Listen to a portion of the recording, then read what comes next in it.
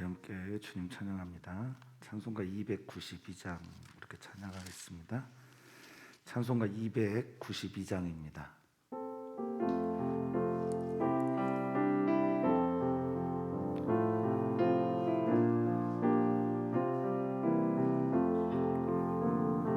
주 없이 살 수 없네 죄인의 구주여, 그 귀한 보배 피로 날 구속하소서. 구주의 사랑으로 흘리신 보혈이 내 소망 나의 위 내 영광 됩니다. 주 없이 살 수 없네 나 혼자 못 서리. 힘없고 부족한 지혜도 없도다. 내 주는 나의 생명 또 나의 힘이라. 주님을 의지하여 지혜를 얻으리. 주 없이 살 수 없네 내 주는 아신다. 내 영의 깊은 간구 마음의 소원을 주밖에 나의 마음 늘 알아주리요. 내 마음 위로하사 평온케 하시네. 주 없이 살 수 없네 세월이 흐르고 이 깊은 고독 속 내 생명 끝나도 사나운 풍랑이 때 날 지켜주시니 내 곁에 계신 주 늘 힘이 됩니다.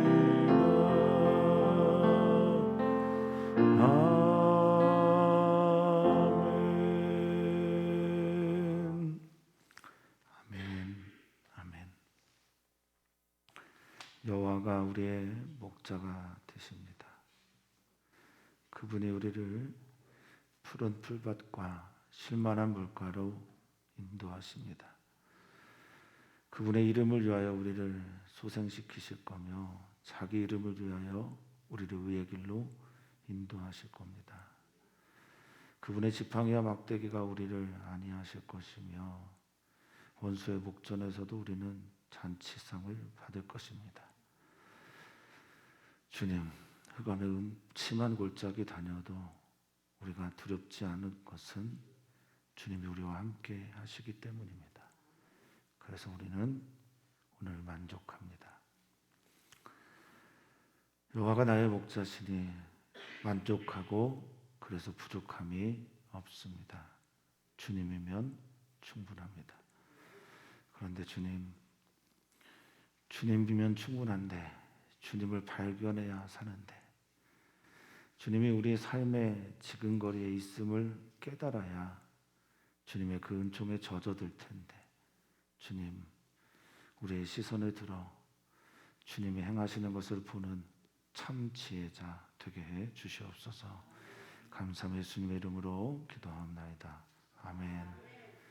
하나님의 말씀입니다. 하나님의 말씀은 욥기 28장 1절에서 11절 말씀입니다.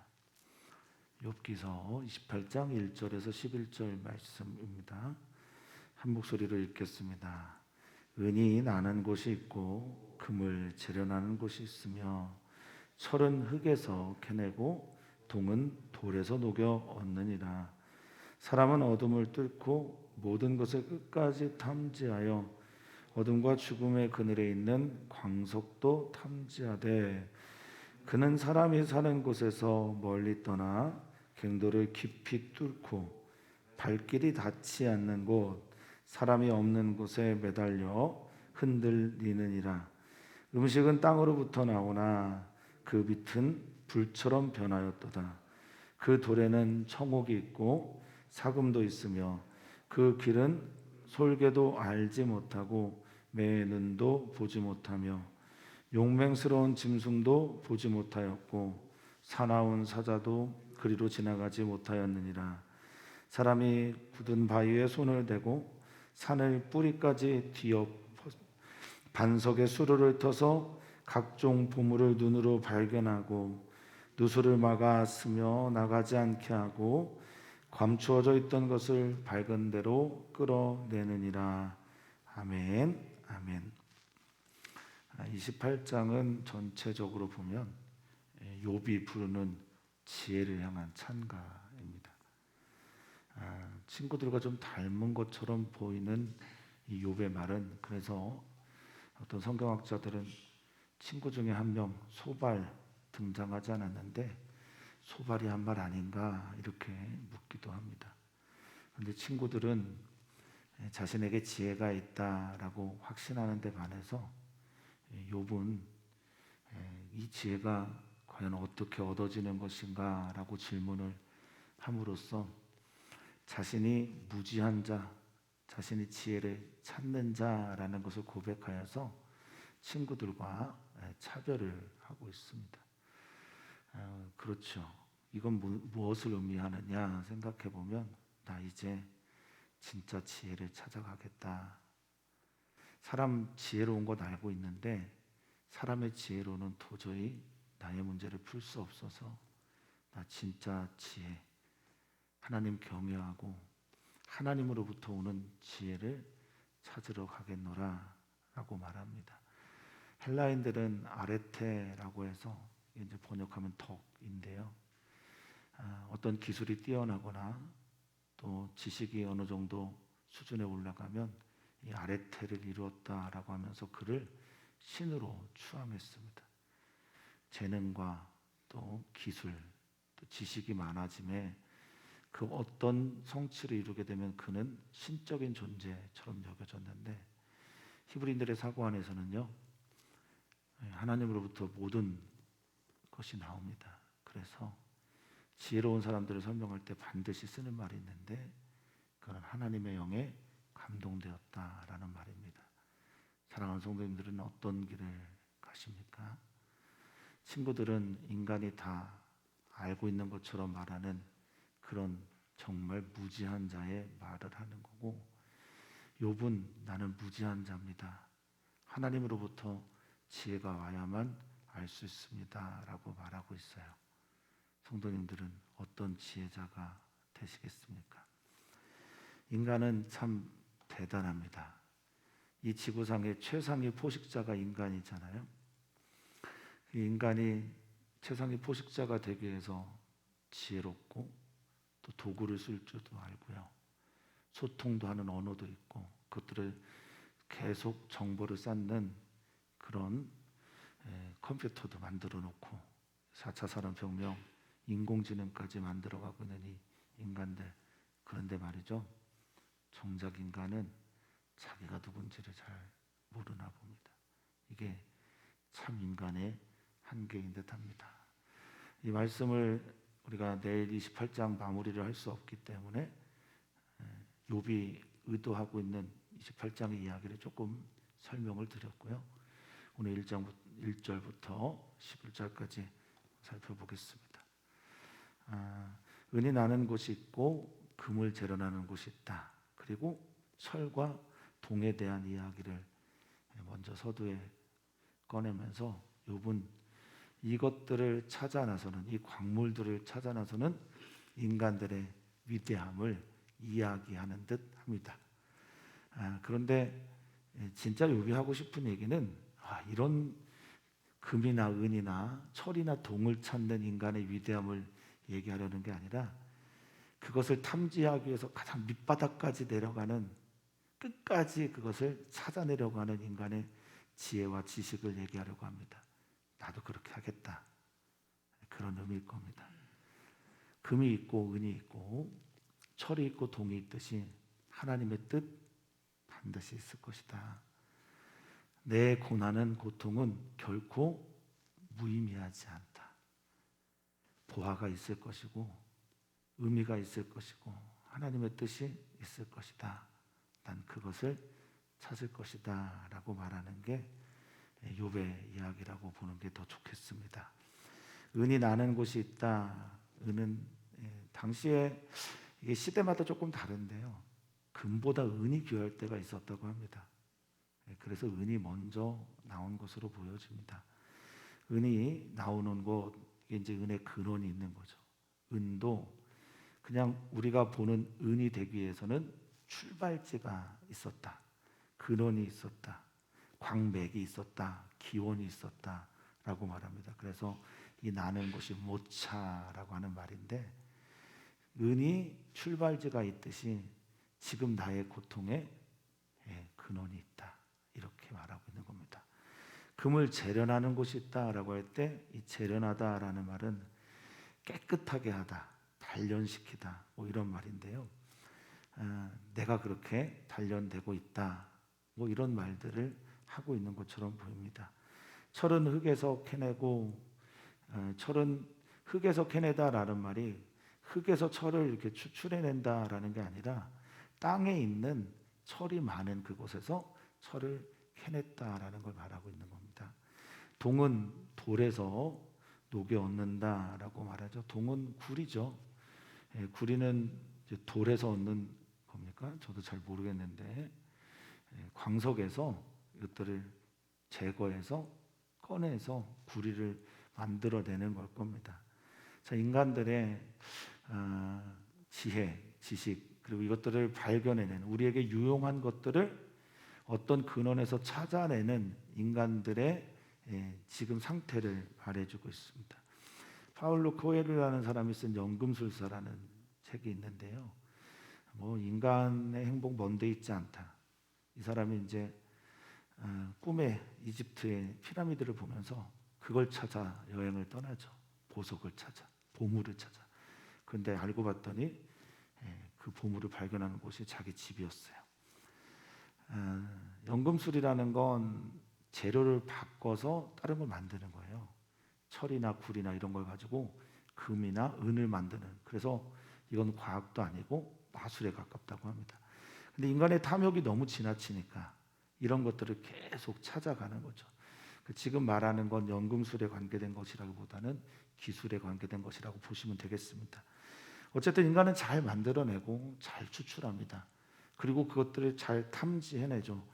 3절에 보면 이 금이나 은이나 철이나 구리를 찾고자 이들이 어디까지 가냐 보니까 어둠을 뚫고 또 어둠과 죽음의 그늘에 있는 그것들을 찾아낸다고 합니다. 그래서 저는 이게 욥의 말이라고 확신을 하는데, 이 어둠 또 죽음의 그늘, 이게 다 욥기 3장에서 자신을 저주하면서, 자신의 나를 저주하면서 했던 말들이거든요. 내 상태가 완전한 어둠이구나, 내 상태가 완전한 죽음의 그늘이구나. 그래서 처음에 쓴 어둠은 우리가 일반적으로 많이 쓰고 있는 호셰크, 흑암, 이런 말이고, 창세기 1장 2절에 나와 있는 그거죠. 흑암이 깊음에 있다라고 할 때 그것. 그리고 이 어둠이라고 하는, 오펠이라고 하는 단어도 욥기 3장에서 쓴 말입니다. 그 어둠, 오펠이라고 하는 건 빛이 전혀 들어오지 않는 상태, 뭐 이런 걸 말하는 거고요.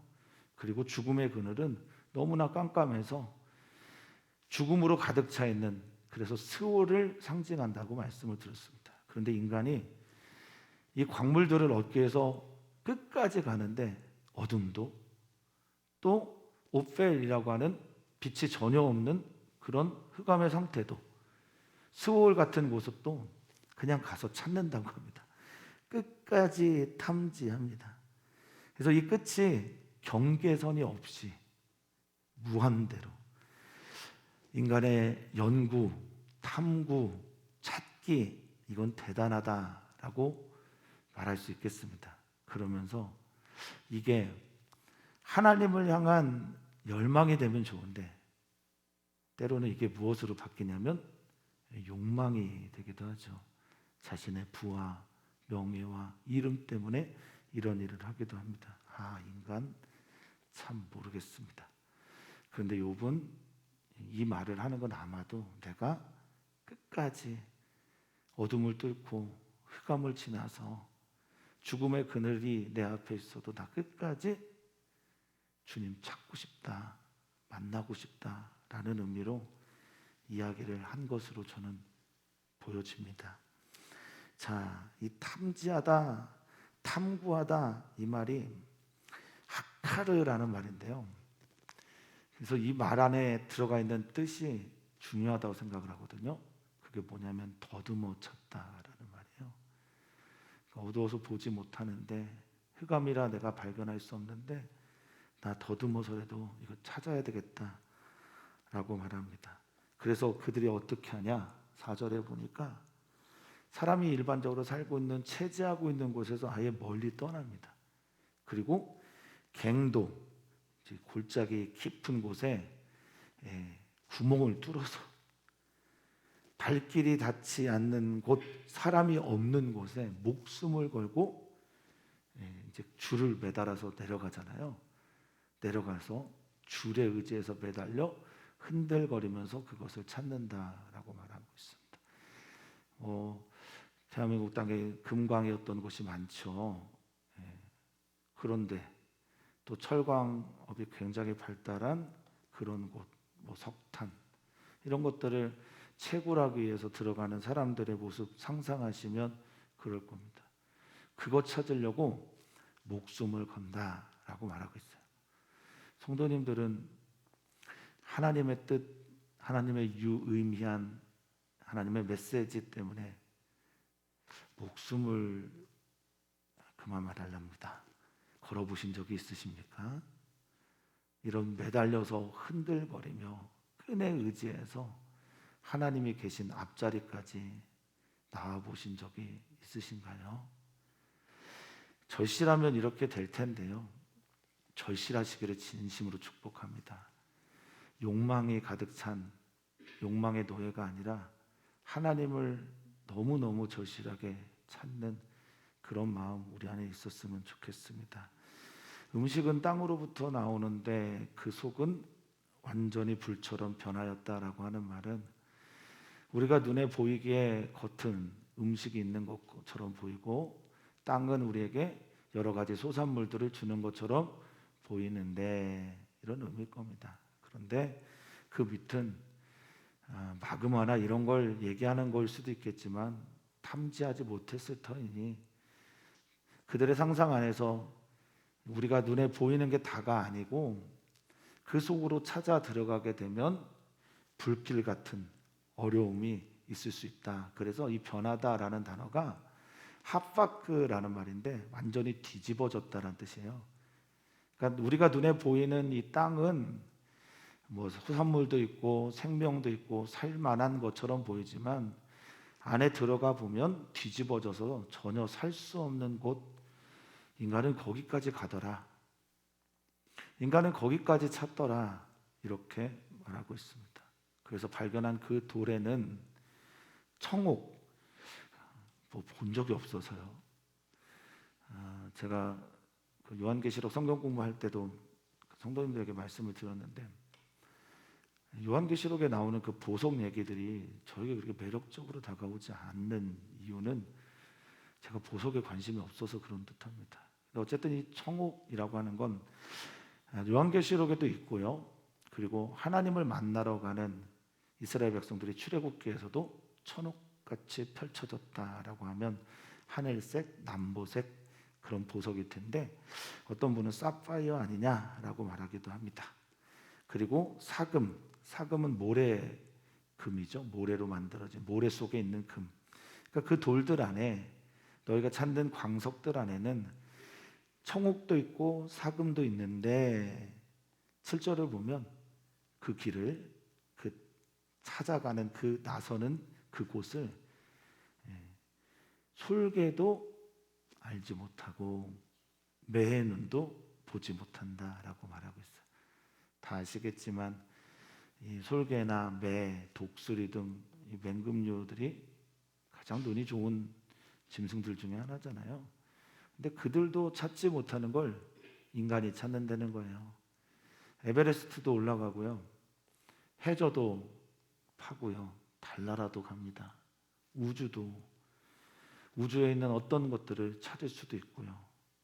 참 대단한 인간들입니다. 가장 눈 좋은 이들보다 더 많은 것을 발견하니까 그렇습니다.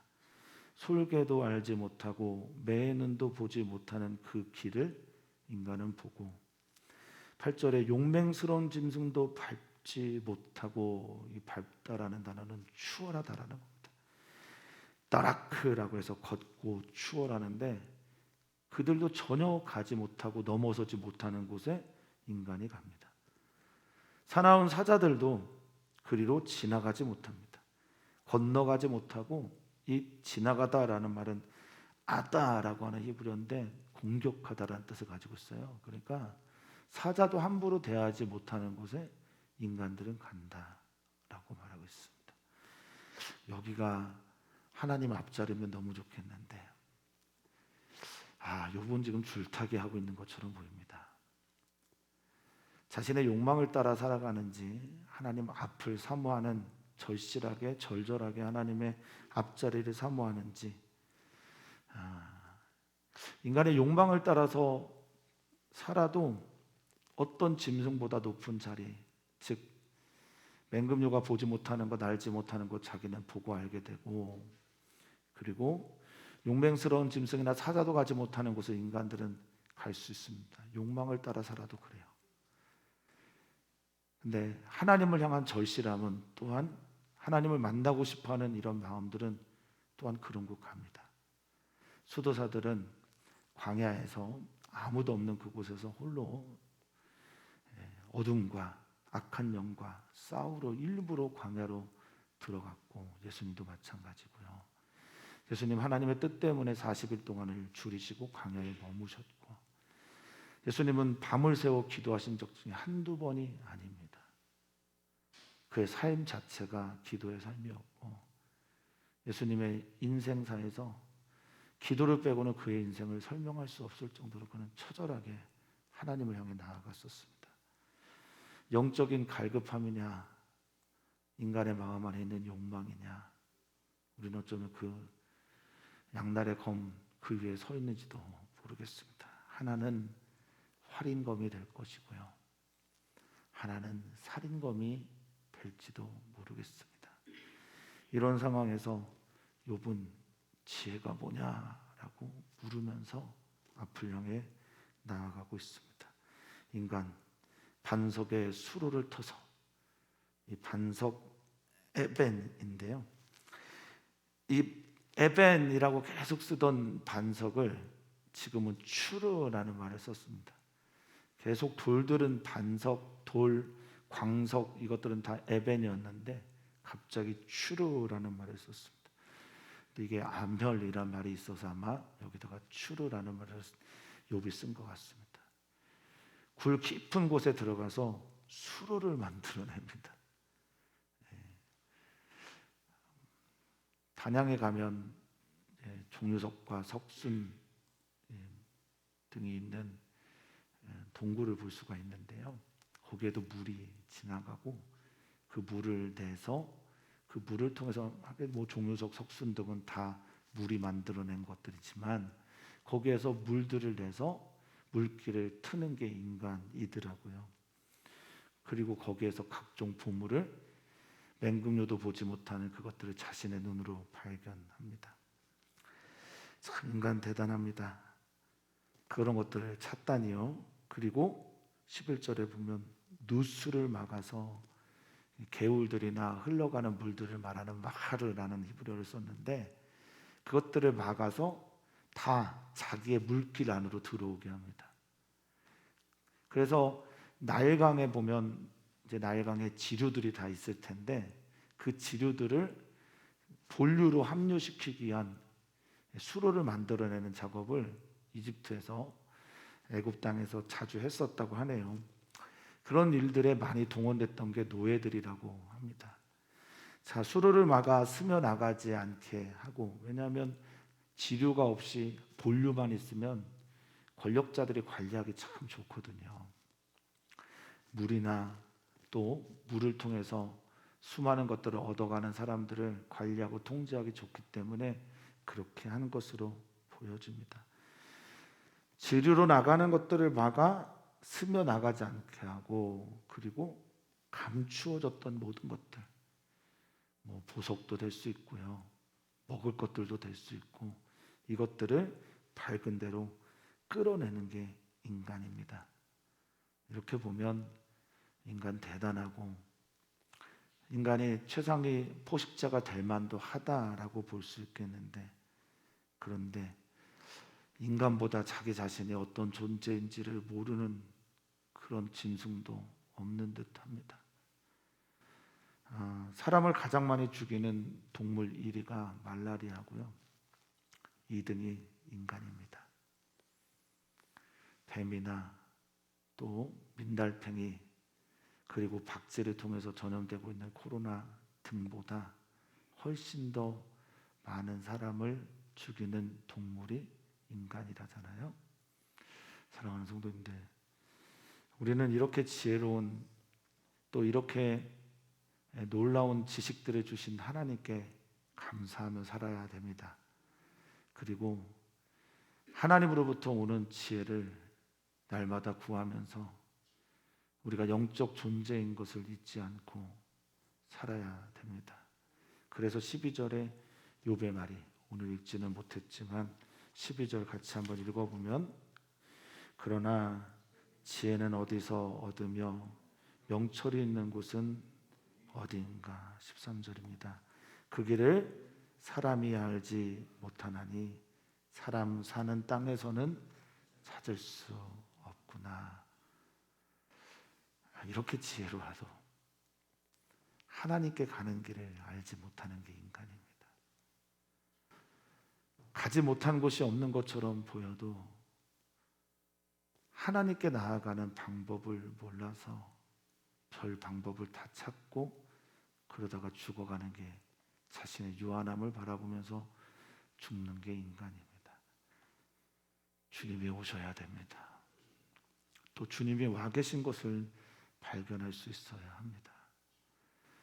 찾아보고 또 찾아봤더니 보석이 있는, 보물지도가 있는 그곳이 나의 마음임을 꼭 발견하셔야 합니다. 이번 주 우리는 추수감사주의를 지내게 될 텐데, 하나님께서 우리에게 주신 은총, 하나님께서 우리에게 허락하신 가족, 하나님께서 우리에게 허락해 주신 교회 공동체, 수많은 만남들과 또 여호와 나의 목자 되셔서 그것으로 충분함을 고백할 수 있는 참 지혜의 사람 되시는 우리 성도님들 되시기를 주 이름으로 축원하고 또 축복합니다. 오늘 기도합니다. 기도하실 때 주일의 예배를 위해서 기도해 주시고, 또한 목회자들을 위해서 기도를 부탁을 드립니다. 추수감사주일에 참 감사가 있는 절기가 되도록 그렇게 기도해 주시고, 감사할 때 행복이 찾아옴을 믿으면서 감사로 하나님을 영화롭게 하는 우리 귀한 성도님들 되도록 기도 부탁드립니다. 하나님, 인간이 참 지혜롭다 말하고 어떤 짐승들보다 더 높은 곳에 있는 것이 인간인 듯합니다. 참 더불어 살 줄 모르듯 이 모든 땅들과 산들은 원래 야생동물들의 공간이었는데 다 뺏어버리고 포식자처럼 그렇게 살아가는 게 인간입니다. 인간의 이 욕망이 어디까지 갈지 참 참담한 심정으로 바라볼 때가 많습니다. 주님께서 주신 지혜인데, 주님께서 주신 언어인데, 주님께서 주신 능력들인데 이거 가지고 누구를 위해 쓰고 있는지 살고 있는지 잘 모르겠습니다. 인간이 그렇게 지혜롭고 인간이 똑똑한들 하나님께 닿을 수 있겠습니까? 하나님의 뜻을 알 수 있겠습니까?